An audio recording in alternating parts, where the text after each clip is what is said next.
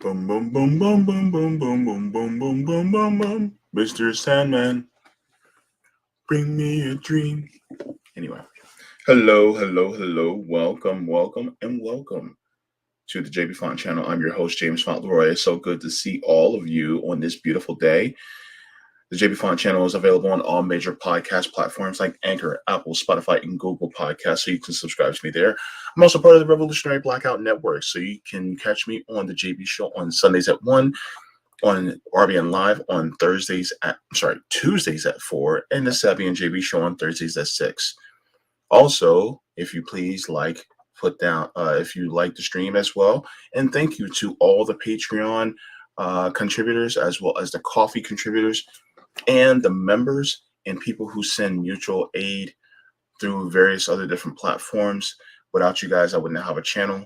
I thank you from the top and bottom of my hearts. This is part 2 of the reading of chapter 2 for Assata's autobiography, the autobiography of Assata Shakur. We're going to be continuing this reading. And I just want to finish off chapter 2 before getting into chapter 3, because this is interesting and I don't want the streams to be too long. I try to keep the streams at the max 45 minutes, but unfortunately it went about an hour and 15 minutes last stream because this is a long chapter. But hopefully we can stick it to right in 45 minutes for the last part of this chapter. So let's continue. So last time we left off, I was talking about, a new teacher that was basically, and about how education kind of compartmentalizes. It doesn't commingle. It doesn't intersect. You know what I mean? So that's how education was taught. It still is like that a lot, all over the country. At least when I was coming up in school in the late 80s, early 90s, and the early 2000s. As of right now, it feels like, from what it seems like, it's still kind of the same way. But yeah, unless you go to like an artistic school or something like that, maybe. Who knows? But let's continue and let's finish up chapter 2. Okay. Okay. As we grew older, the differences between black and white, the poor and the rich students grew bigger and bigger. Once a new teacher told us to make mobiles, I think it was mobiles, as homework. Most of us brought in cardboard, wood, or paper mobiles. One kid brought in a mobile made out of metals, not just one kind of metal, but metals of different colors. I was in awe of this kid who had the resources to cut all those different, perfectly formed geometric shapes. Calder would have taken notice. The school was largely Jewish, middle-class neighborhood. There was a little island of black people in the middle, and there was where I lived. And that was where I lived. It was almost completely segregated from the white section. The school was right in the middle. In most of the black families, the mother and father both worked, and many worked 2 or 3 jobs and weren't able to spend a lot of time in the school. But some of the white parents were there for every little thing, from trips to cookie selling. And talk about pushy parents. To this day, I believe that some of them did most of their kids' homework. Damn. Black kids wrote in a composition book or book report on lined paper and handed it in. Some of the white kids presented their reports bound in expensive binders. Some were typed, and each page was covered with plastic. I could just imagine asking my mother to type my homework for me, or to give me money to buy binders and plastic sheets. She would surely have thought I had gone crazy. The white kids came to school with all kinds of junk: expensive pen and pencil sets, compasses, and one kid even have a slide rule, which I doubt he had the faintest idea how to use. My mom loves office supplies. Like, look, if I was in school, well, now everything in school is done by computer. But when I was in school, we had reports and stuff. Like, we didn't have a computer, we didn't have a printer. Um, so it was kind of hard, you know. I would have to make, because my handwriting's horrible, so I had to slowly handwrite these things.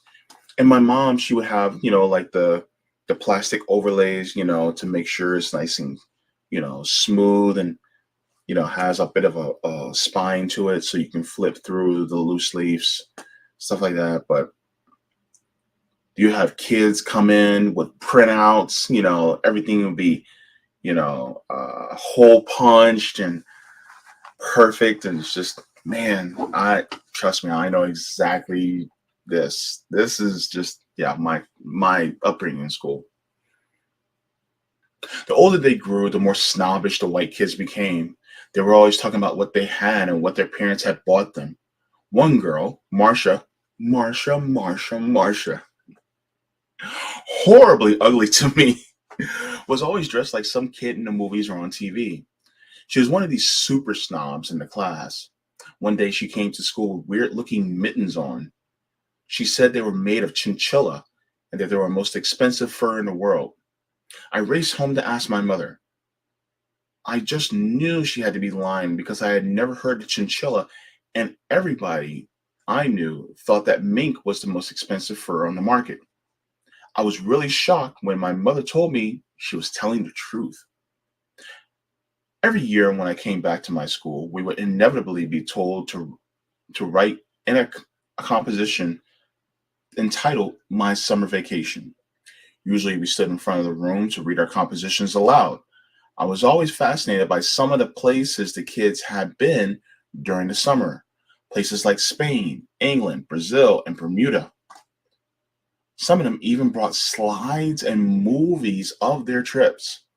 After they finished talking, I wouldn't want to read my composition about being down south with my grandparents. Some bougie ass kids. One of the things that have been drilled into my head since birth is that we were just as good as white people. You show those white people that you're just as good as they are, I was told. This meant that I was to get good marks in school, that I was to always be neat and clean when I went to school, and that I was to speak as properly as they did, and that I would show them that whenever I could be that black people, we call ourselves Negroes, could do whatever white people could do, and that we could appreciate what white people appreciated. I was supposed to be the child version of a goodwill ambassador, out to prove that black people were not stupid or dirty or smelly or uncultured. I carried out this mission as best I could to show that I was as good as they were. I never questioned these things they thought were good. White people said classical music was the highest form of music. White people said that ballet was the highest form of dance. And I accepted these things as true. After all, wasn't I as cultured as they were? And everything that they wanted, I wanted. If they wanted poodle jackets, I wanted a poodle jacket. If they wanted a Star of David necklace, I wanted a Star of David necklace. If they wanted a Revlon doll, I wanted a Revlon doll. If they could act snobby, then I can act snobby. I saved my culture, my music, my dancing, the richness of black speech for the times when I was with my own people. I remember how those kids would talk about Jeff File. Oh my goodness, Jeff felt fish and matzos. I don't know what the hell Jeff felt fish is. I think that's a Jewish dish. I would rather have occurred. It would have rather occurred to me. I'm sorry. Ugh, and it never occurred to me to talk about black eyed peas or rice or collard greens or ham hocks. I would have never given them an opportunity to ridicule me. Anyway, half of white people thought that all we ate was grits and watermelon. In many ways, I was living a double existence. Yeah. And it's funny because now hip hop culture, especially, which is basically black American culture or black US culture, is now the most famous. Our lingo, the way we dress, the way we act, all that is now considered cool, the in thing. And it's mostly curated and brought about by Black women. Interesting, right? I became interested in television in the fifth or sixth grade, or rather, I should say that was about the time television started to corrode my brain. You name any stupid show that existed in those days, and it was probably one of my favorites. Ozzie and Harriet, Leave It to Beaver, Donna Reed, Father Knows Best, Bachelor Father, Lassie, etc. After a while, I wanted to be just like those people on television. After all, they were what families were supposed to look like. Why didn't my mother look? This is funny. Why didn't my mother have freshly baked cookies ready when I came home from school? I wish. Why didn't we live in a house with a backyard and a front yard instead of an old apartment? I remember looking at my mother as she cleaned the house in her old raggedy housecoat with her hair in curlers. How disgusting, I would think. Why didn't she clean the house in high heels and shirt-waist dresses like they did on television? I began to resent my chores. The kids on television never had any work to do. All they did was their homework and they went out to play. They never went to the laundromat or did the shopping. They never had to do the dishes or scrub the floor or empty the garage or empty the garbage. They didn't even have to make their own beds. And the kids on television got everything they wanted. Their parents never said, I don't have the money, I can't afford it. I have very little sympathy for my mother. It never occurred to me that she worked all day, went to school at night, cooked, cleaned, washed, and ironed, raised two children, and in her spare time, graded tests and papers and wrote her thesis. I was furious with her because she wasn't like Donna Reed. And of course, the commercials took another toll. I wanted everything I saw. My mother always bought brand X. I would be so exasperated with her when we went shopping. I wanted her to buy Hostess Twinkies and Silver Cup white bread. Instead, she brought whole wheat bread and apples. She would never get good cereals like Sugar Crunchies or Cocoa Puffs. She always bought some stuff that was supposed to be good for us. I thought she was crazy. If Hostess Twinkies were good enough for the kids on TV, then why weren't they good enough for me? But my mother remained unmoved and I remained disgusted. I was a puppet and didn't even know who was pulling the strings. Ain't that the truth? Ain't that the truth? Mm-mm-mm. This is going to be interesting. This is the interesting part. One year, everybody was wearing buttons on their coats. Some had some writing on them. Others had pictures of movie stars. I went somewhere with my mother and my aunt, and they asked me if I wanted a button. I picked out one with Elvis Presley on it. All the kids thought that Elvis Presley was cool. I wore that button religiously all winter, and that summer, when I went down south, I went to see one of Elvis Presley's movies. In Wilmington at the time, there was only one movie theater where Black people were allowed to go. It was called the Bailey Theater.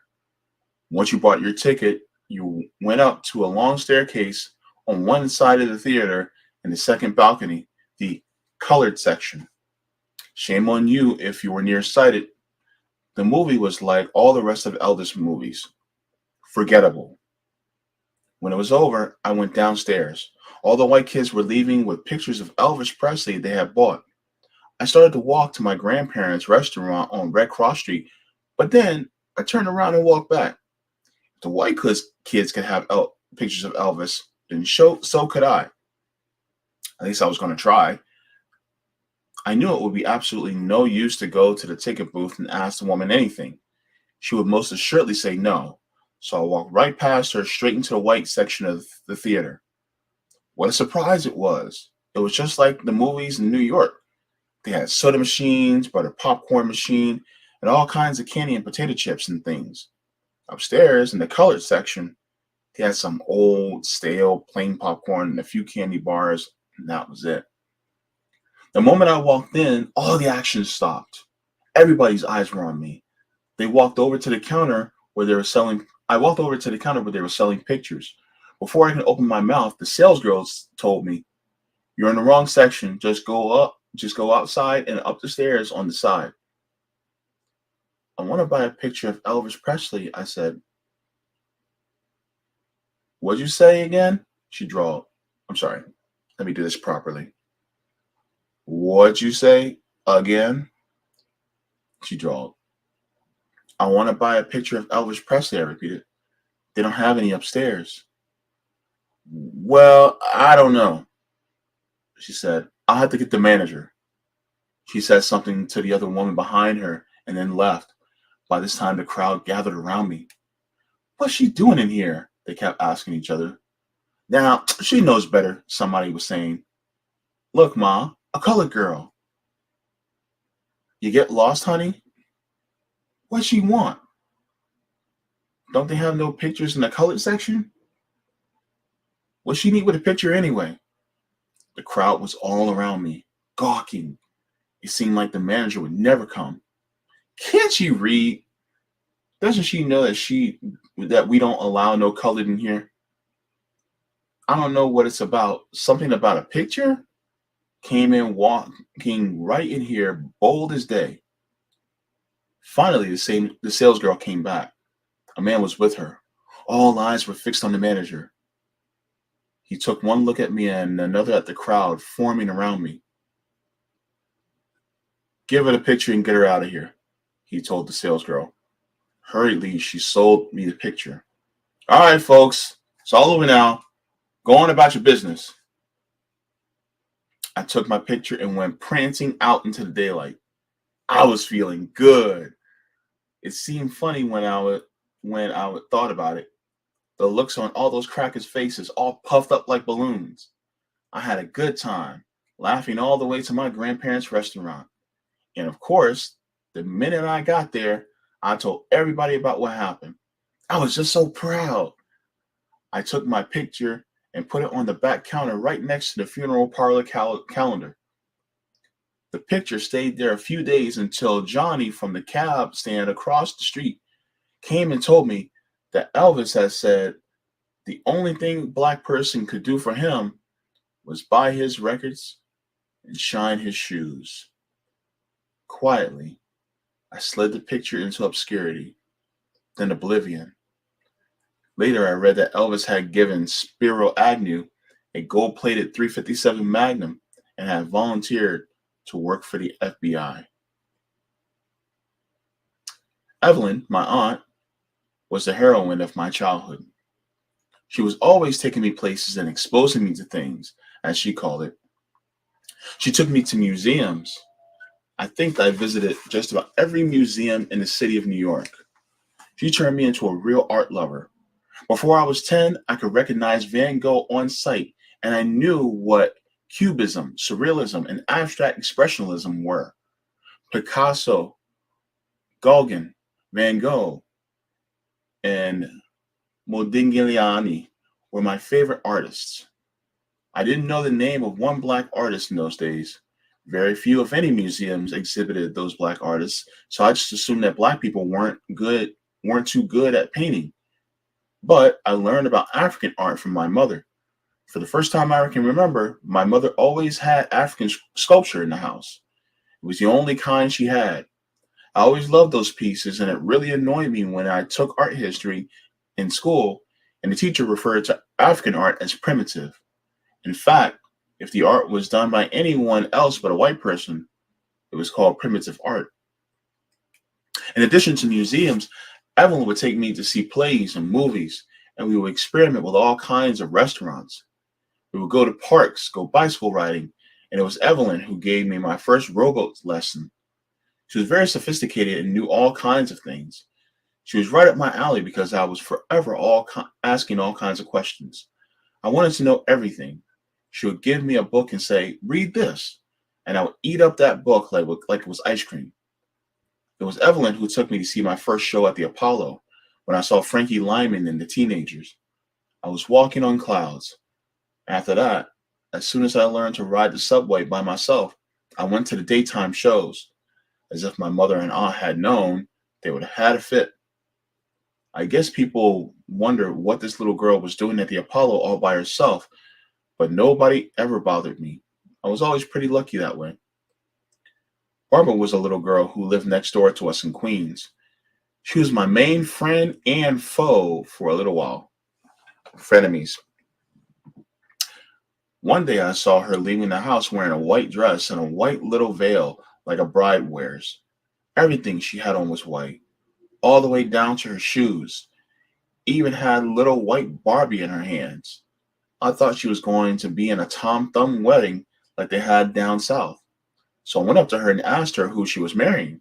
She said she was making her first communion, that she was Catholic. Well, I became an instant convert. I wanted to wear a white dress and dress up like a bride too. And Catholics even got out early from school on Wednesdays. I raced home to tell my mother. My mother's very permissive where religion was concerned. She even gave us carte blanche to be Catholics, Baptists, Methodists, or whatever. So I started to going to Mass and to catechism classes on Wednesday. The Catholic school was like no other church I had ever been to. Down south, I always went to church, but those services were rich with music and emotion. I would sit up in the mute. I would sit caught up in the music and watch those people who had got happy or got the spirit jumping around all over the place. I was never holy, but I had like going to church. For the black churches that I had been in, the air was charged. The music rocked and the preacher preached and sang at the same time. People felt free to do what they needed to do. They felt like dancing, they danced. They felt like praying, they prayed. Felt like screaming, they screamed.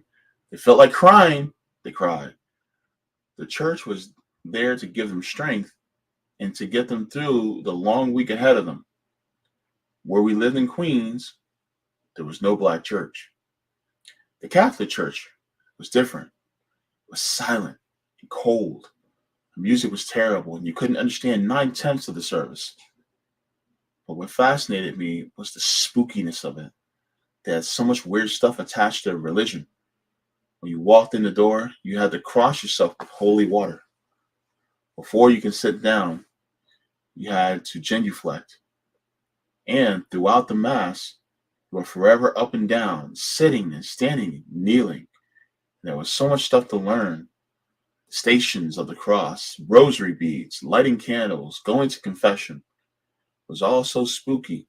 I just knew this had to be the real God. The nuns really tripped me out. They walked around with rings on their fingers and they were saying that they were married to God. That this was really weird. They could never have children or do it. And the people said that they had bald heads under their habits. It was simply overwhelmed. I was simply overwhelmed. The catechism class was nothing like Sunday school. They never told good stories about Jesus, and we never sang, "Yes, Jesus loves me." In catechism class, we learned all about the saints. It seemed like they had a million of them. And then there was the Virgin Mary. I'm sorry. Yeah, and then there was the Virgin Mary. They made a big deal out of her. They even had us praying to her. I would do it, but that story was always kind of hard for me to swallow.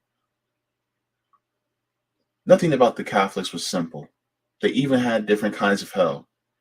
They had a special one for babies, and then they had one in between, and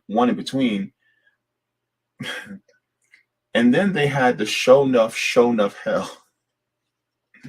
They even had two kinds of sin. I can still hear that nun as if it were yesterday. Now, a venial sin is a sin that's not so bad. It's a white sin.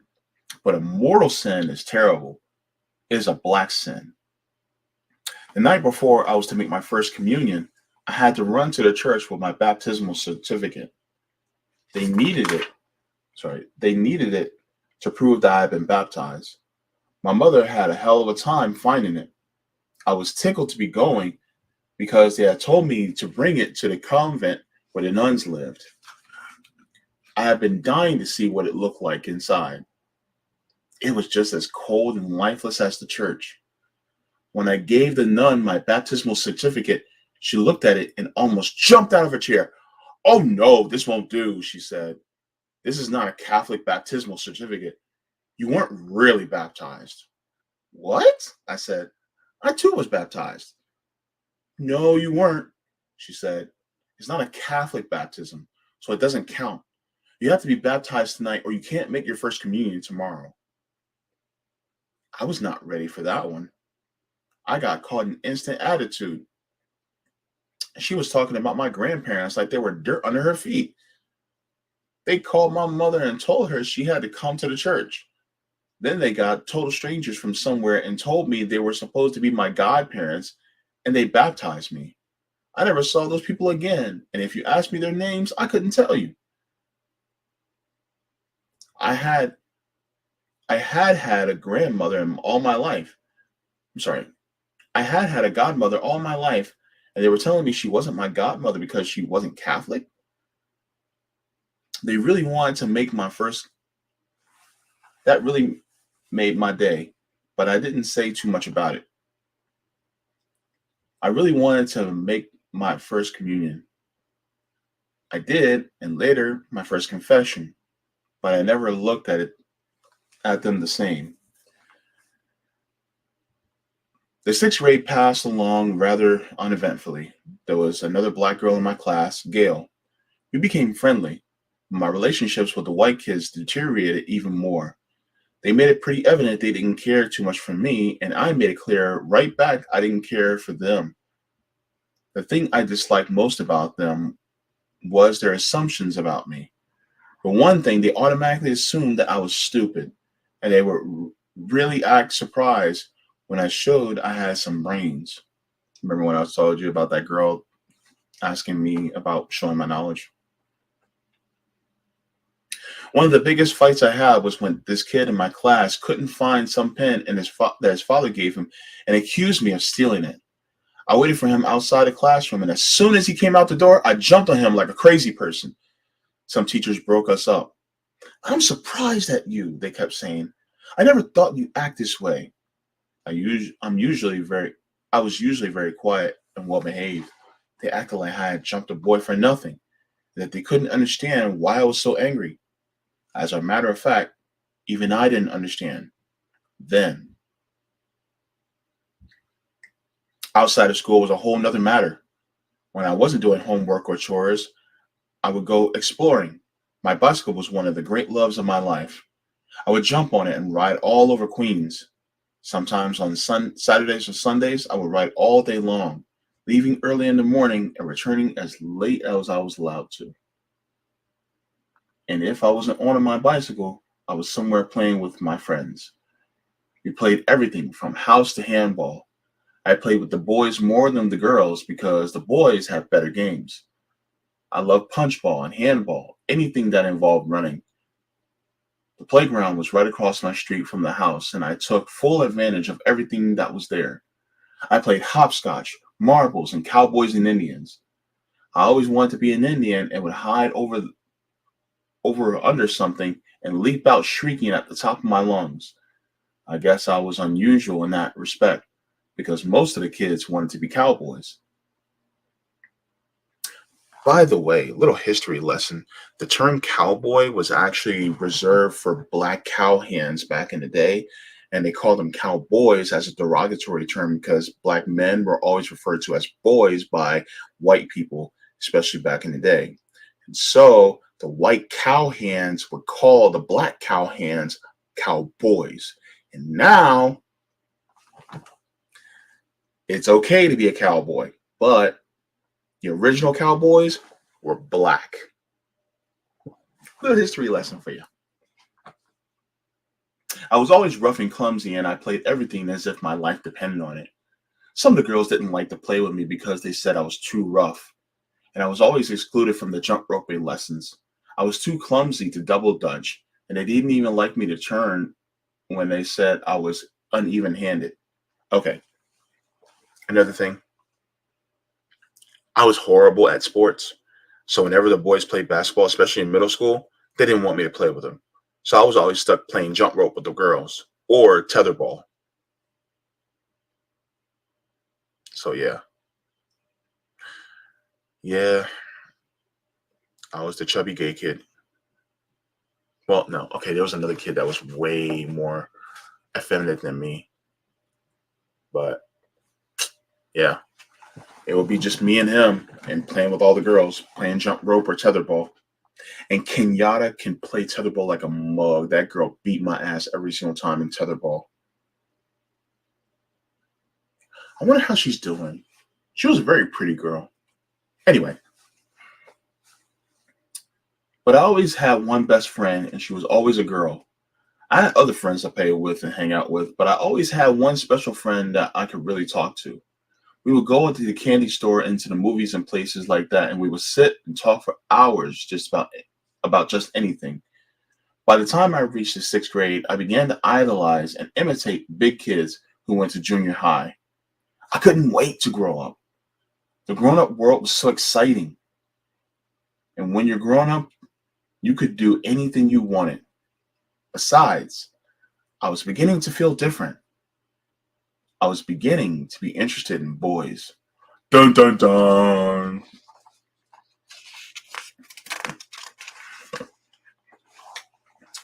Poem is Cracker Jacks. I could have told you in the old days in the park or skating down some hill what it was all about. I could have sat next to you on some stairway and gave you half my bubble gum, and in between the bubbles and the giggles, I could have told you.